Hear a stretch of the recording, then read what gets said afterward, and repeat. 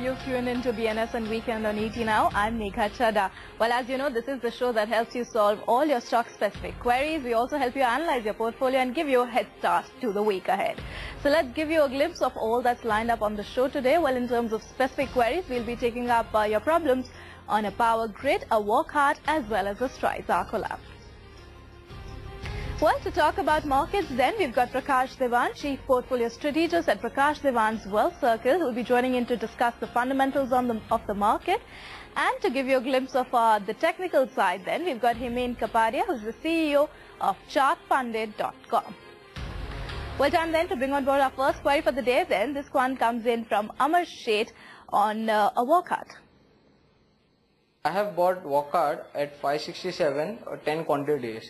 So what should I do? Should I realize the profit or should hold on for a few more days? Okay, so he's making a very handsome sum of money on his investment there, Himen. So let's talk about the technicals first off, because of course this is a counter that's turned into a multi-bagger, whichever way you cut the numbers. So what would you advise Amar to do at this point?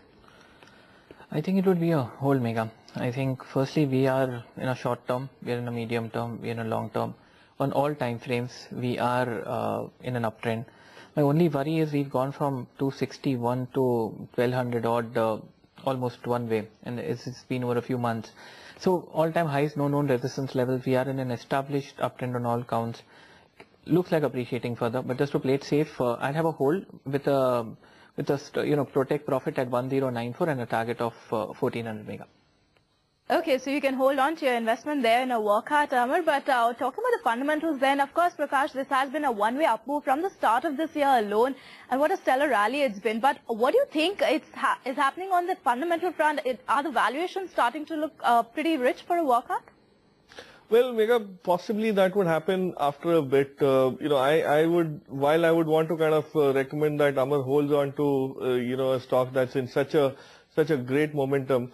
I definitely would recommend a partial profit booking of sorts. Of course, out of the 10 shares that he's holding, even if he were to book profits in 5 and maybe move into something which is still got some headroom like a Ranbaxy or something, he could probably wait for about 1480 kind of levels, which I feel would be, at current valuations, walkout seems to be okay, but at 1480 it would start getting slightly stretched.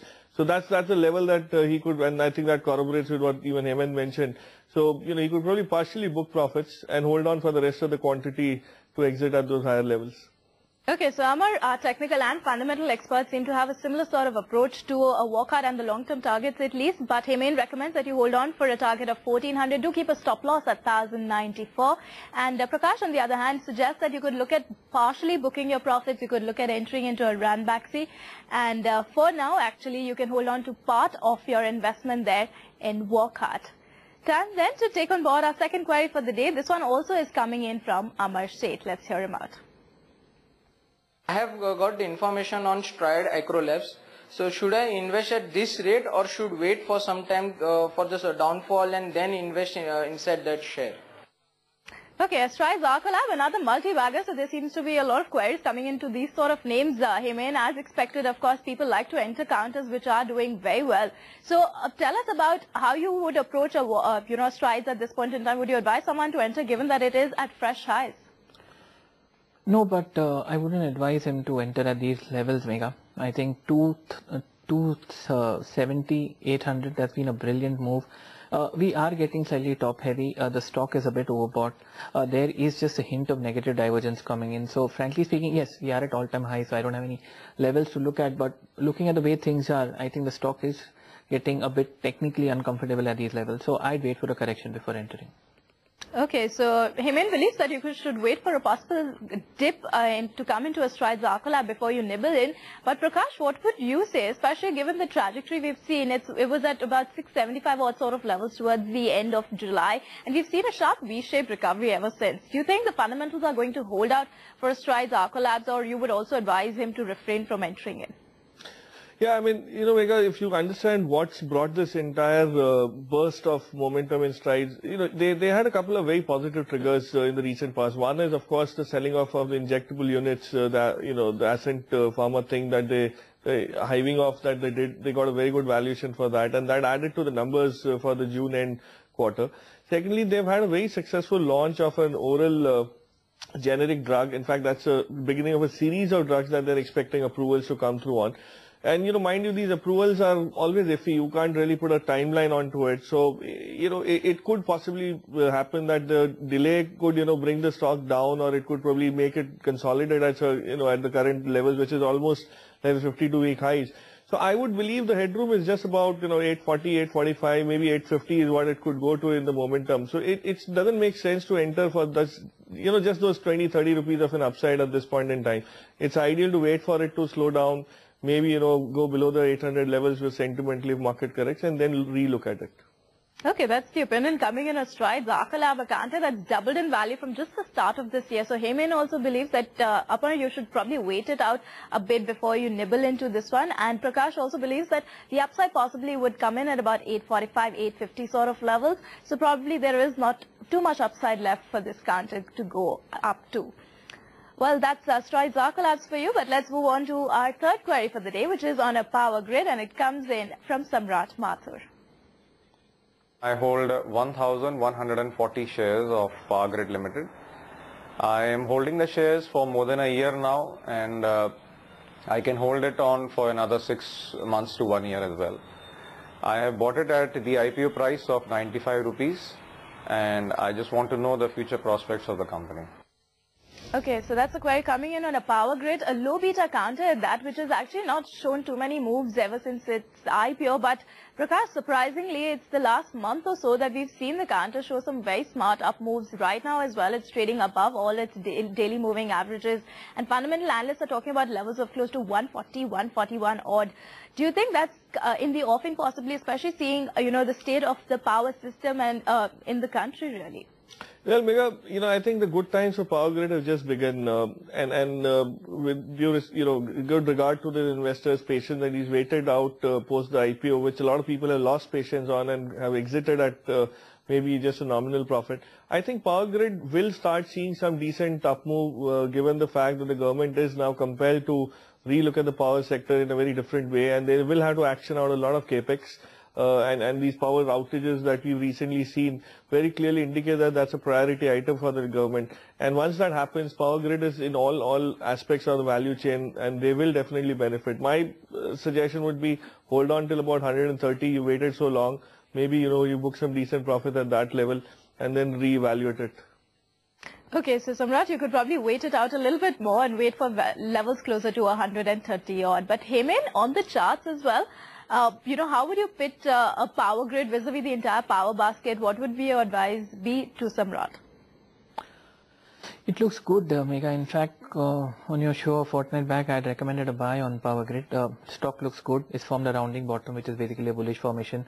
It's taken 3 years to form this. It's given an upward breakout from the downward slanting channel after 2.5 years.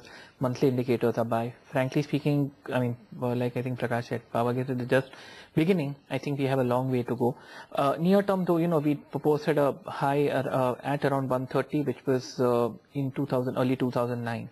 So from a slightly near-term point of view, I'd have a target of 130 and protect profit at 114. But if it's going to keep it for a longer period of time, maybe a couple of years more, I think it's a hold on because there's a lot more upside left. Okay, so there are quite a few consensus calls coming in on a Power Grid, a counter that's of course trading above all its daily moving averages. Prakash recommends that you could hold on for some more further upside to levels of close to 130, and those are the exact same levels that Heyman is also talking about. So he's recommending that you can hold on, but do keep a stop loss at 114 rupees, but a target of 130 rupees may just be on the cards for a Power Grid. But on that note, then, we'll slip into a very quick break, but come right back because on the other side, we'll be taking up software engineer Srinivasa's portfolio. So do stay tuned for that.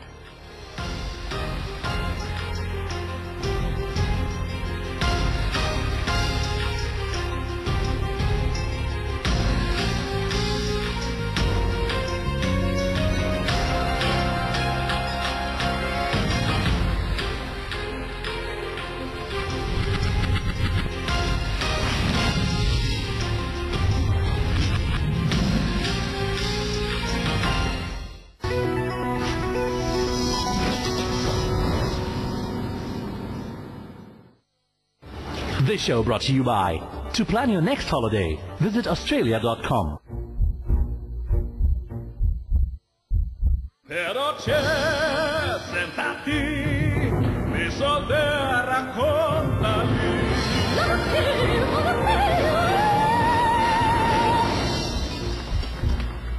See? Not a scratch. Of course. Now let's build a house that's as stunning as this bathroom.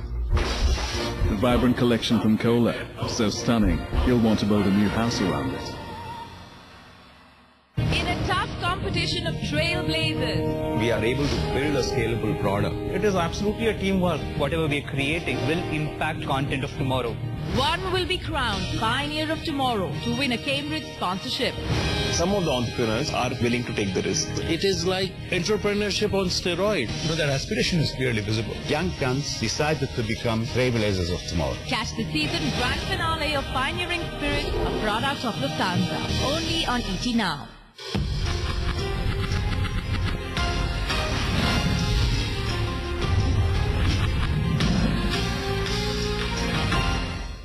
Great to have you back with us on BNSN Weekend. Well, as promised, before the break, we'll touch upon Srinivas's portfolio and give you a glimpse of his profile as well. We've got a very young investor at hand, actually. He's 23 years of age, and he is a software professional. He also has a slightly limited time horizon for his portfolio, which is about 6 to 9 months. It's quite a diversified portfolio at that. So let's take you through his individual stocks then. Well, he's got about 10 shares of a State Bank of India. He picked it up at 1837. He's also got about 100 shares of an Indian Overseas Bank at 8675. Allahabad Bank, that one he picked up at a level of about 143 odd. Not just that, he's also got 200 shares of a South Indian Bank, about 200 shares of an Alembic Pharma, as well as a Bharti Airtel, that or a telecom biggie, he's picked up at a level of 351. KPIT Cummins as well as India Cements are his other two picks from the mid-cap space. And not just that, he's also got about 200 shares of a Suzlon as well as about 100 shares of a Taj GVK, which he bought at a level about 71 rupees. So Prakash, first of course, before we discuss the nitty-gritties of the portfolio, give us a sense of what you made of it overall, especially given our investor's background, his profile. It seems to be a pretty diversified and a mid-cap concentrated portfolio. Yeah, true. I mean, barring an SBI and a Bharti, he's definitely had an inclined this thing weightage towards mid caps. But I found a smattering of banks to be slightly more than what I was comfortable with. He's got 4 banks out of 10, which was slightly overweighted in terms of number of scripts, so maybe not percentile weightages. And interestingly, he's got only one technology company in this portfolio, being from the IT side. I thought possibly the propensity to invest in a chosen sector of your own profession would be better. But it's a well diversified portfolio. Nevertheless, at a young age, he's definitely got the right picks, and most of them are stocks that would be fair enough to hold on, except maybe one, which is Taj GVK, as I would later on elaborate on. But overall, yes, it's a fairly diversified portfolio, a smart way to look at getting into stocks. He's not gone overboard on any of the stocks. And then definitely he's in sync with the way, somebody would want to look at a banking heavy kind of a portfolio to go forward. Right. So the good thing also, Prakash, is of course that it doesn't look like he's losing out too much